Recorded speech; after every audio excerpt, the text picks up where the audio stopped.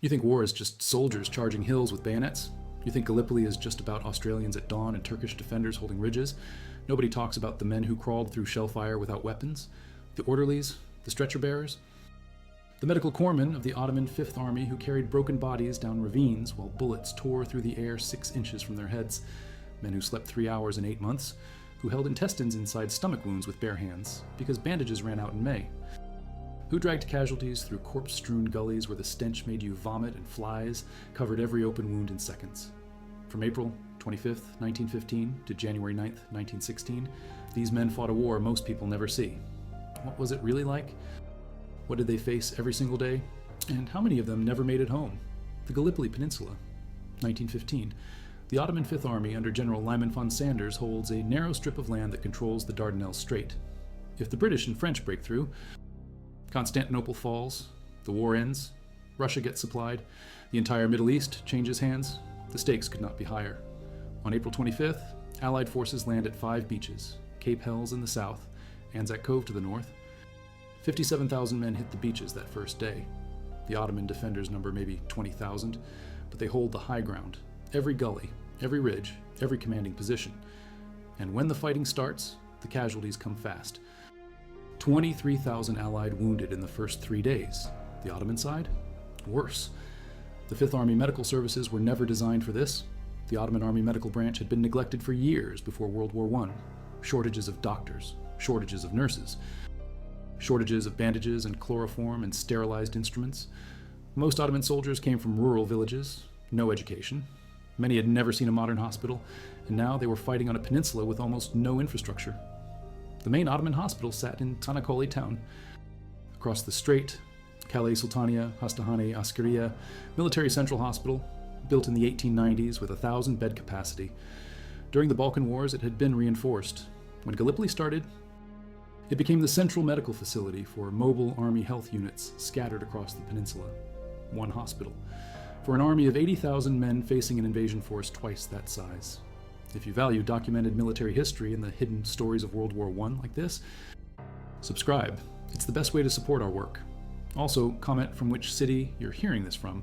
The script is researched and factual, using sources from Edward Ericsson's Gallipoli the Ottoman Campaign, published by Barnsley Pen and Sword Military 2015, using Turkish General Staff archives that were closed to non-Turkish historians until the late 1980s, and from the Ottoman Ministry of War Medical Department reports, published by Ahmet Emin Yalman in 1930, and confirmed by multiple scholars, including the Disease and Public Health article in the 1914 to 1918 online encyclopedia updated July 2024 that cites specific hospital admission numbers by front.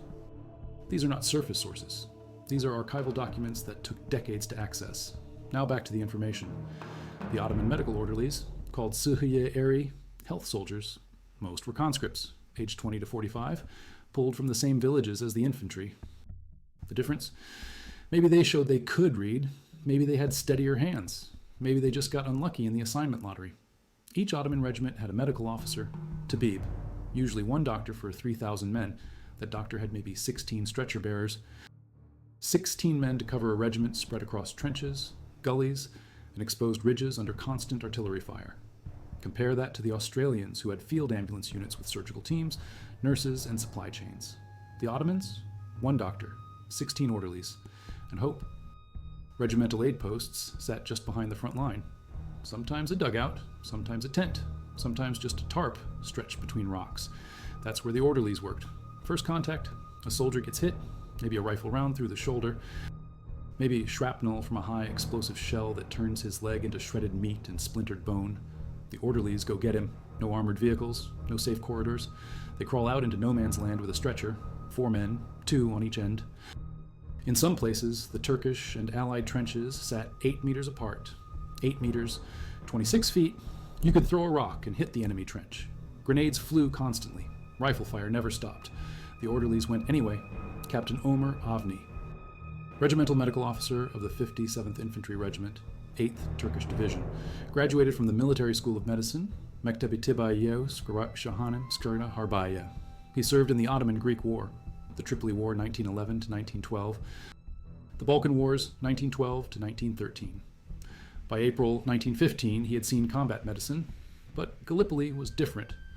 The 57th Regiment took position near Anzac Cove, April 25th. The Anzacs landed. Mustafa Kemal, commanding the 19th Division, sent the 57th forward at 8:10 in the morning. By 9:30, they were fighting for Chunuk Bair. Kemal gave the order, "I do not order you to attack. I order you to die, in the time which passes until we die. Other troops and commanders can take our places." Every man was either killed or wounded. Casualty estimates for the 57th Regiment hit 90%. Omer Avni and his medical team worked through it.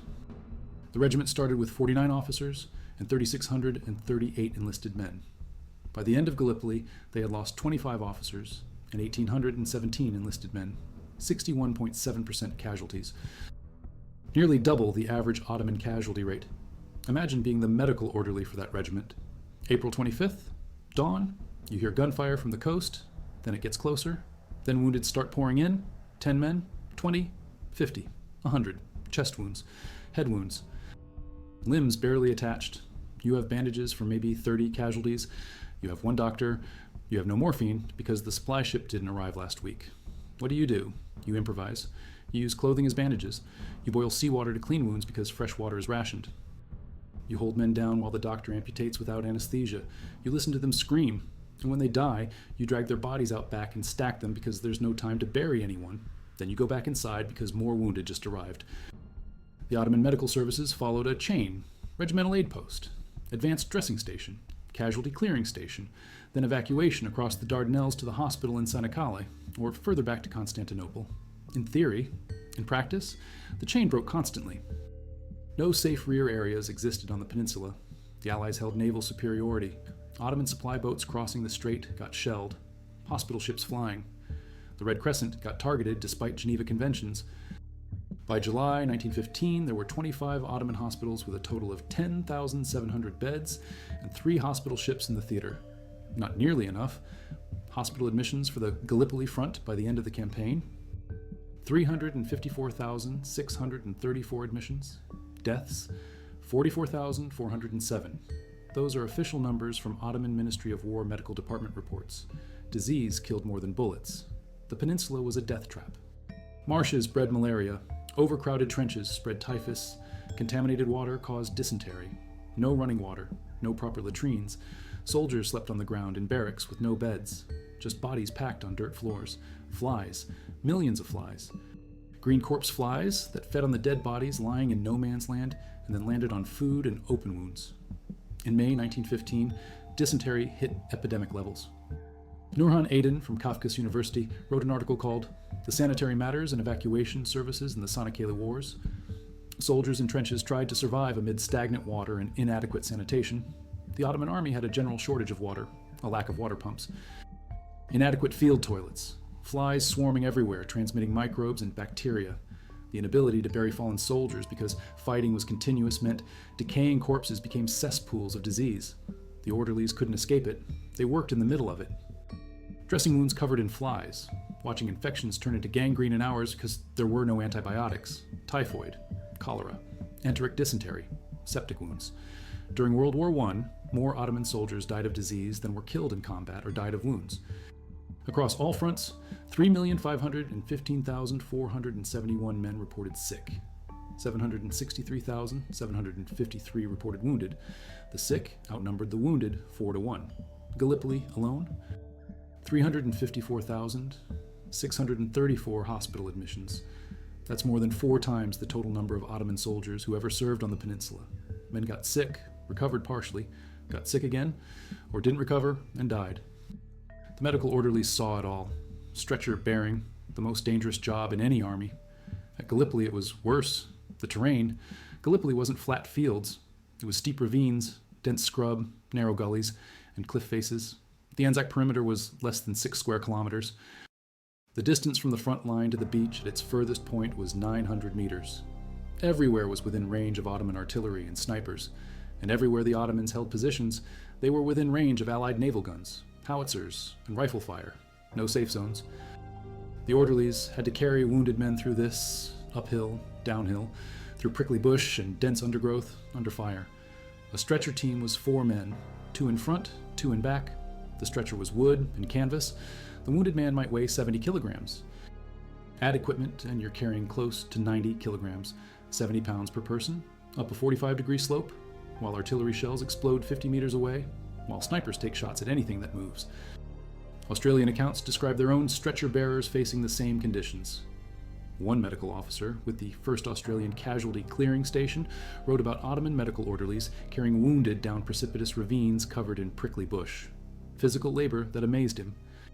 But the Ottoman orderlies didn't have the supply chains the Australians had. They didn't have hospital ships waiting 4 hours away at Lemnos with 18,000 beds. They had boats that might or might not make it across the strait.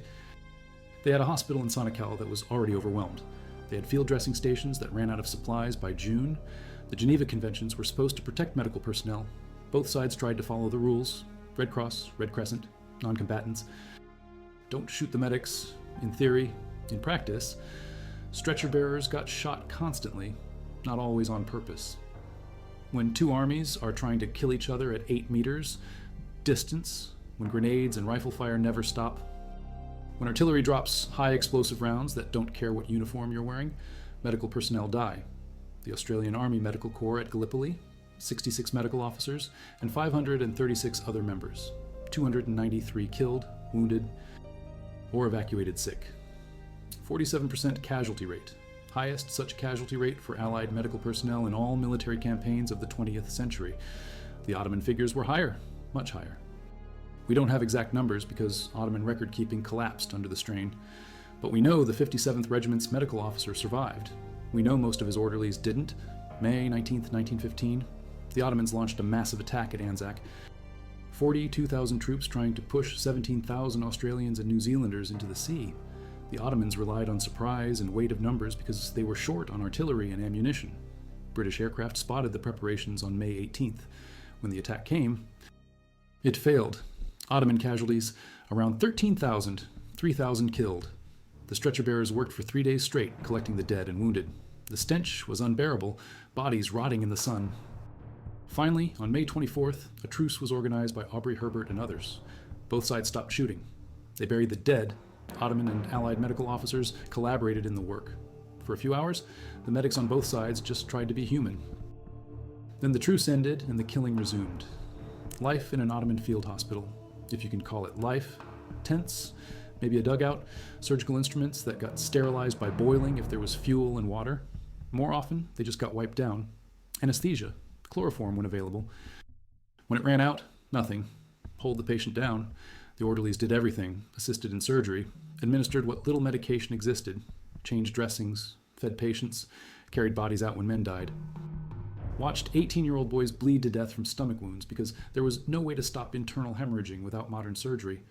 Watched infections kill men who could have survived with antibiotics that wouldn't be invented for another decade.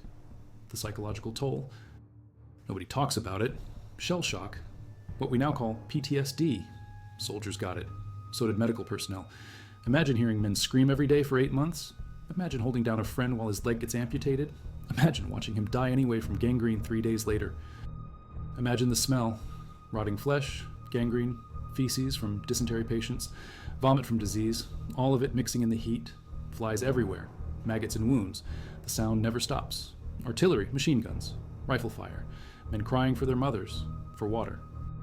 For morphine, you don't have... The Anzac medical officer, Ormond Burton, described what wounded men sounded like.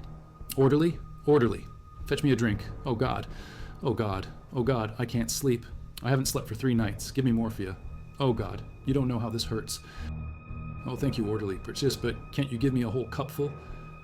Ottoman orderlies heard the same words in Turkish, different language, same pain, same desperation.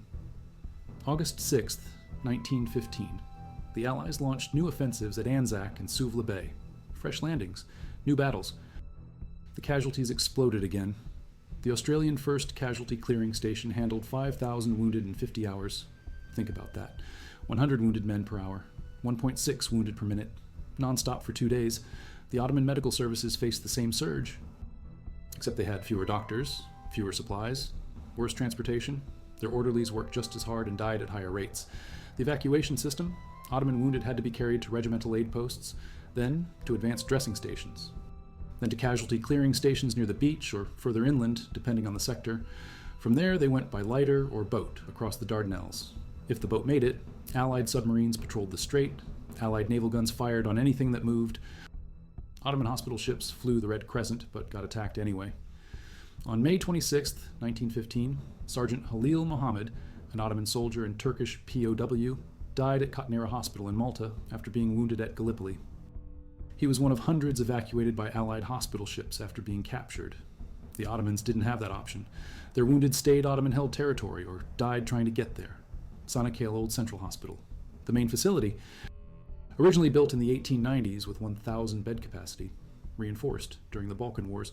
By 1915, it served as the central medical facility for mobile army health units operating across the peninsula during the Gallipoli Campaign and World War I, one hospital. For the entire theater, the building had an east wing, a south wing, a west wing, a north wing.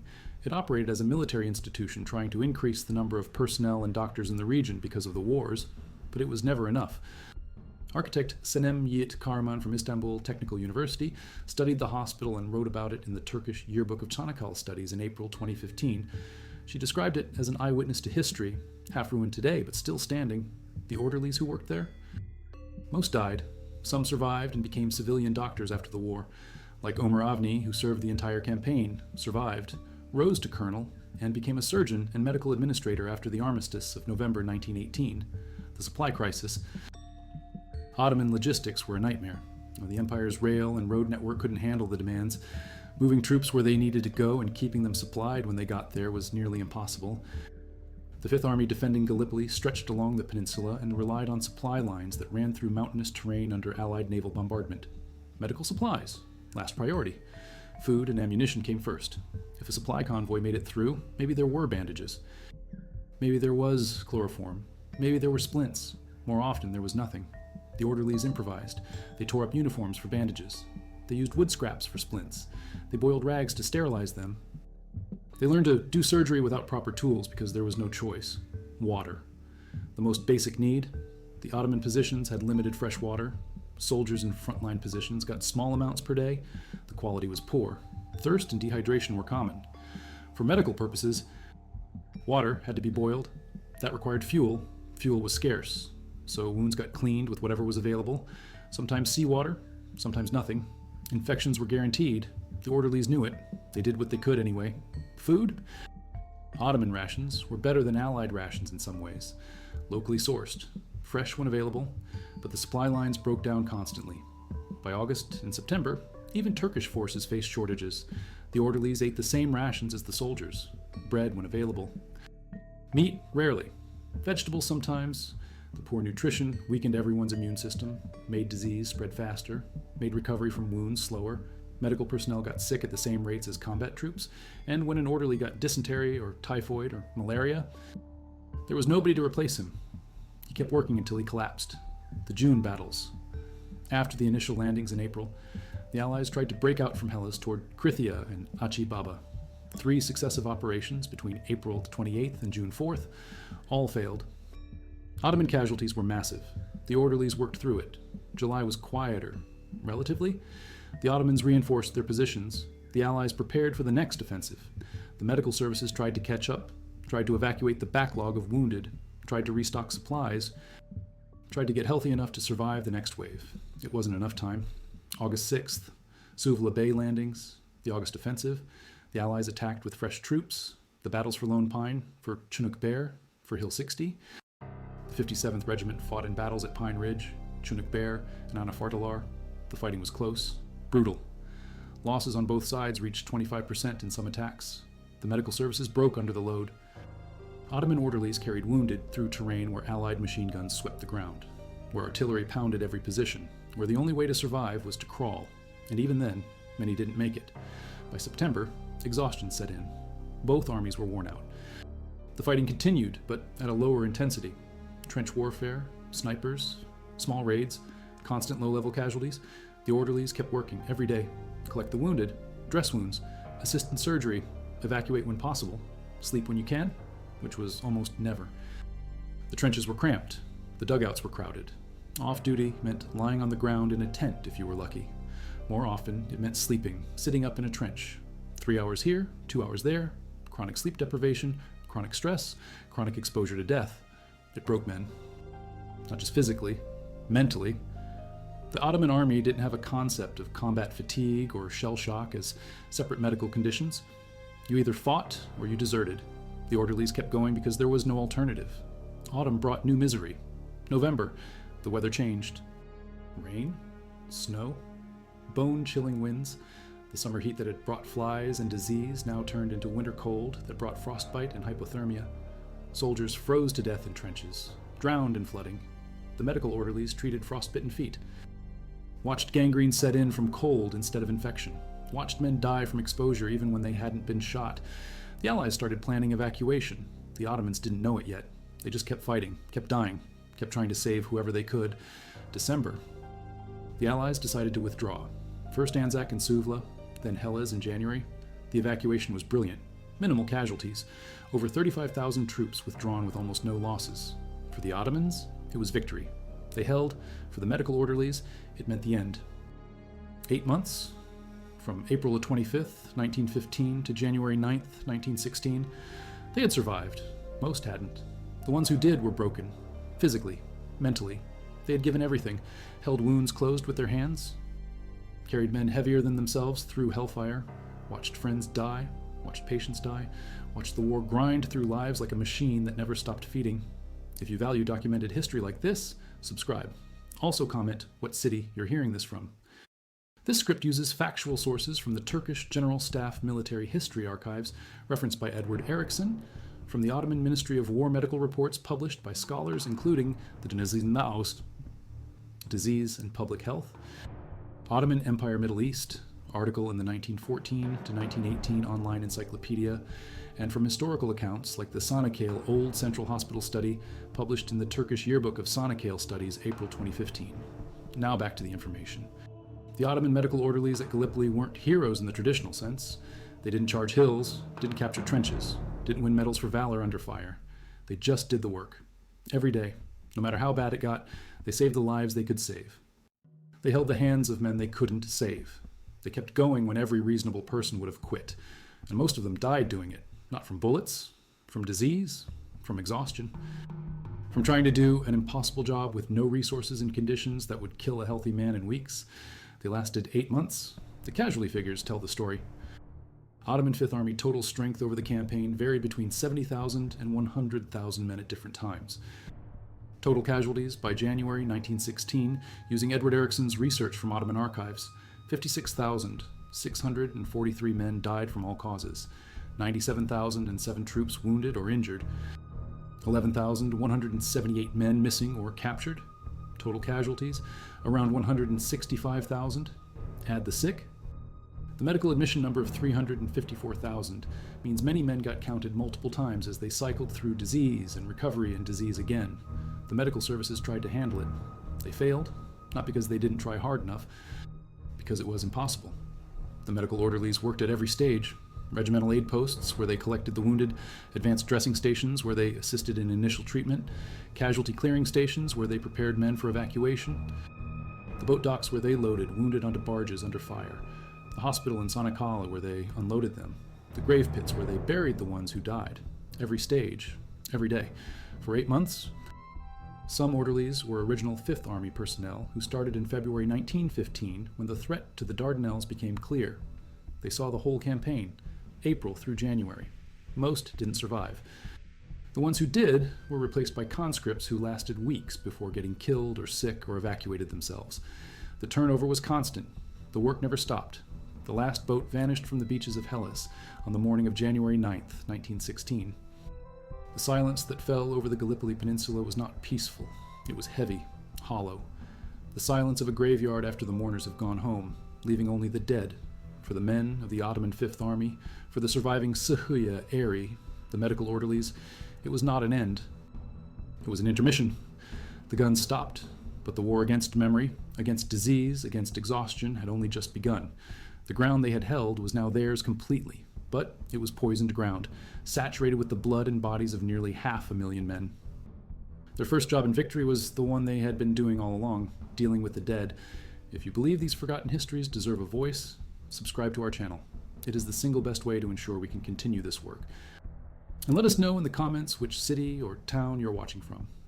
The information that follows is drawn from sources that are not easily accessible, from the personal diaries of Ottoman medical officers, from post-war memoirs collected by the Turkish Historical Society, and from comparative analysis of German military medical attaché reports cross-referenced with Hilal-i-Ahmer, the Ottoman Red Crescent, archival data. This is the story of what happened next. Imagine being one of those orderlies. Let's call him Ahmed. He is 22 years old, from a small village near Konya in central Anatolia. Before the war, his world was the size of a wheat field. For 8 months, his world had been the size of a stretcher, the space between a dying man and the relative safety of a dugout. Now, the enemy was gone. He and his comrades walked out of their trenches, blinking in the winter sun. They stood on the ridges they had defended, looking down at the empty beaches. They walked through the captured Allied trenches. They found tins of bully beef, discarded letters and photographs of girls in England and Australia, the remnants of a life they could not comprehend, and they found the bodies, hundreds of them, unburied, caught in the wire, half submerged in frozen mud from the November rains. The work of the stretcher bearers was not over. They just stopped having to dodge bullets while they did it. The psychological whiplash was severe. For 259 days, every sound was a threat. Every shadow could be a sniper. Now, the only sounds were the wind whistling through the scrub oak and the cawing of crows growing fat on the dead. Men who had not slept for more than an hour at a time for months found they could not sleep at all in the quiet. They'd wake up screaming, reaching for a rifle that wasn't there, their minds still fighting the battles of August.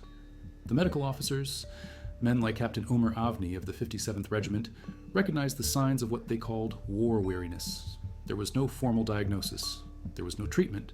The prescription was work, clean the trenches, bury the dead, pack the equipment. The army had no room for broken minds. It only had room for bodies that could still march, and march they did. The Gallipoli Campaign was a victory, but the World War was far from over. The Ottoman Empire was fighting on 4 fronts. The men who had survived the inferno of the peninsula, these veterans who had faced the best troops the British Empire could muster, were too valuable to be sent home. They were patched up, given a few weeks of rest in makeshift camps, and reassigned. The Fifth Army was effectively dismantled and its divisions scattered to other fronts. For many of the medical orderlies, their reward for surviving Gallipoli was a train ticket to an even worse hell, the Caucasus. The Eastern Anatolian front against Russia was a different kind of war. Gallipoli had been a fight for meters of ground, a compressed, claustrophobic battle of trenches and gullies. The Caucasus was a war of vast frozen spaces, of mountains and blizzards. Instead of dying from dysentery brought on by heat and flies, soldiers now died from typhus spread by lice and crowded, freezing barracks. They died from frostbite that turned their feet black and brittle. They died from starvation as the supply lines stretched hundreds of kilometers over snow-choked mountain passes collapsed. Ahmed the orderly found himself attached to the Third Army. In the winter of 1915 to 1916, the same winter the Allies evacuated Gallipoli, the Third Army was in the midst of a catastrophic retreat following the Battle of Koprikoy and the fall of the fortress at Erzurum. The conditions were apocalyptic. German observers attached to the Ottoman General Staff wrote reports, clinical and detached, that described the reality.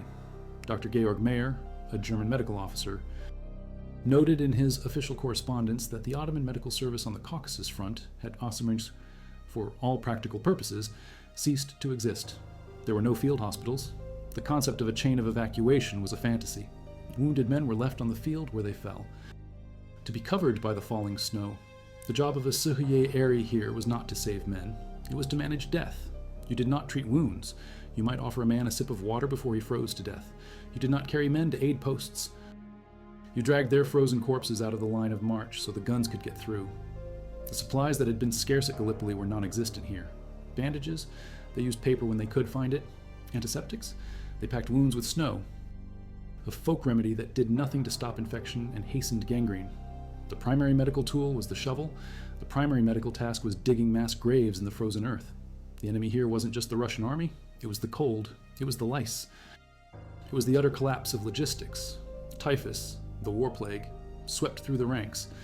It was spread by body lice that thrived in the unwashed uniforms of soldiers huddled together for warmth. The disease killed indiscriminately. Generals died of it, doctors died of it. And the orderlies, who worked most closely with the sick, died of it in droves. They would tend to a man shivering with fever one day, and the next day they would be shivering themselves. There were no quarantine facilities. A sick soldier was simply a dead man waiting. Estimates from the Ottoman archives though incomplete, suggest that for every soldier killed by Russian bullets on that front, at least 3 died of disease. Ahmed watched the men he had served with at Gallipoli, men who had survived shrapnel and machine guns at Lone Pine, waste away and die from a fever caused by an insect. The absurdity of it, the waste, was a psychological burden heavier than any stretcher. Back in Constantinople, the Hilal-i-Amr tried to cope.